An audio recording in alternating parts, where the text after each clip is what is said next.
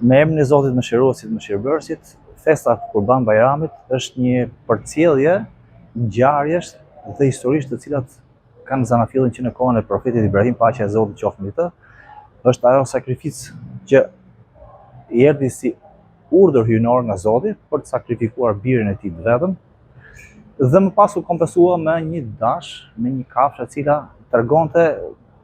kulmin e sakrificës që duhet bëhet karshi Zotit të Madh të Gjithësisë. Kjo traditë është përcjellë brez pas brezi derisa ka ardhur në kohën tonë, pra me lindjen e besimit islam, dhe më pas përcjellet prej brezësh, secili bën kurban brenda mundësive të tij. Por kurbani simbolizon diçka e cila është përtej fizikës, është metaforik deri diku, sepse qëllimi nuk është thjesht derdhja e gjakut, por se qëllimi është që njeriu të jetë i devotshëm, i përkushtuar ndaj familjes, ndaj shoqërisë. Kështu që prindi bën kurban dhe sakrifikon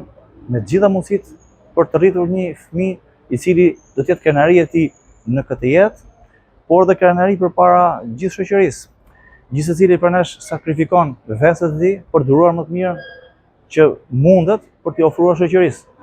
Institucionet gjithashtu sakrifikojnë për qytetarin, për t'i ofruar atyre të gjitha shërbimet e duhura. Pra, festa Kurban Bayramit nuk qëndron brenda suazave të religionit, pra që do të them që thjesht të bësh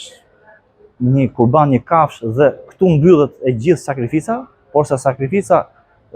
esenciale dhe ajo që nënkuptohet nga derdhja e gjakut është që njeriu të bëhet më i mirë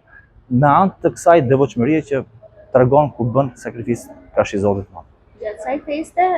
siç është zakon në traditën islame, shumë besimtarë shkojnë dhe në haxh. Nga Durrësi kemi përfaqësues këtë vit? Po kemi shumë besimtarë, ose një numër të konsideruar besimtarësh nga Durrësi, të cilët shkojnë në Mekë, në bekuar për të bërë haxhin, atë udhëtimin e jetës faktikisht, sepse është diçka që shumë rastëllonse, e cila nuk shprehet dot në fjalë. Ka besimtarë që kanë shkuar nga qyteti i Durrësit, dhe ne shpresojmë dhe urojmë domthonjë që të kthehen me mëkate të falura dhe të kthehen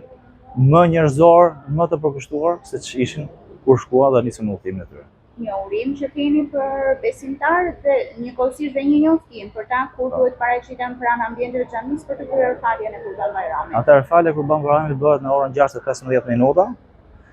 pas lindjes së diellit dhe do shfrytëzohen hapësirat si kundër vepromeve në Bayramin e shkuar, edhe hapësira përballë institucionit të bashkisë, hapësira të rreth të xhamisë dhe brenda gjithashtu. Dhe urimi është që Zoti t'ia pranojë sakrificat besimtarëve të cilët bëjnë kurban këtë vit, dhe të gjithë ata të cilët nuk kanë mundësi, uroj që Zoti t'ia pranojë sakrificën e tyre duke bërë kurban dhe sakrifikuar veset për të arritur njeriu atë, që të bëhet më human dhe më njerëzor dhe më kontribues për shoqërinë dhe për gjithë njerëzit që kanë nevojë.